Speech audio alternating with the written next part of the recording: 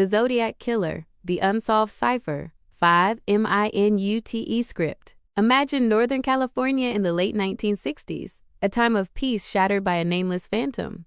It began on a cold December night in 1968 when two teenagers were shot dead in their car. There were no witnesses, no clues, and no apparent motive. But this was only the opening chapter of a nightmare that would haunt America for over half a century. The killer didn't just hide in the shadows. He announced himself through bizarre, taunting letters sent to local newspapers, signing them with a crosshair symbol and the name, the Zodiac. The Zodiac was more than a murderer. He was a narcissist who craved the spotlight. He sent 4 major ciphers to the media, threatening that if they weren't printed on the front page, he would go on a quote, killing rampage. It took a schoolteacher and his wife days of intense labor to crack the first cryptogram.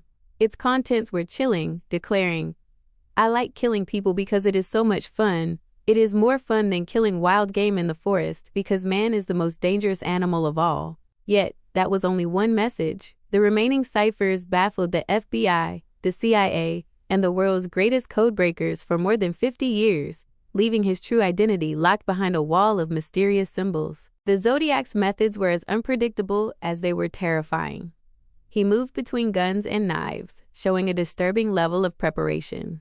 At Lake Berryessa, he appeared in broad daylight wearing a haunting, square-topped black hood with his signature crosshair symbol stitched onto the chest. After brutally stabbing 2 victims, he calmly walked to their car and wrote the dates of his crimes on the door, treating the scene like a morbid trophy room. His arrogance peaked when he murdered a taxi driver in San Francisco. Days later, he mailed a blood-soaked piece of the victim's shirt to the press to prove a point. "I was there, and you can't catch me." On the night of that taxi driver's murder in 1969, justice was closer than ever.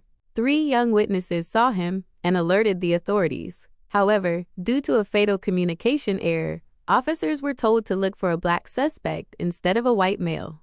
The Zodiac reportedly walked right past responding police officers, disappearing into the fog of the night. That was the last time he was ever spotted. For decades, thousands of suspects have been investigated, from Arthur Lee Allen, who wore a Zodiac brand watch, to Gary Francis Poste, whose facial scars matched the police sketches perfectly. Yet, despite advancements in forensic technology, DNA evidence has never provided the final answer. Over half a century later, the Zodiac remains a ghost, a cold shadow over American criminal history. Is he dead?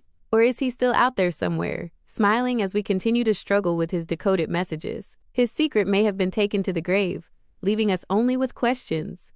What do you believe? Was he a mastermind or just lucky?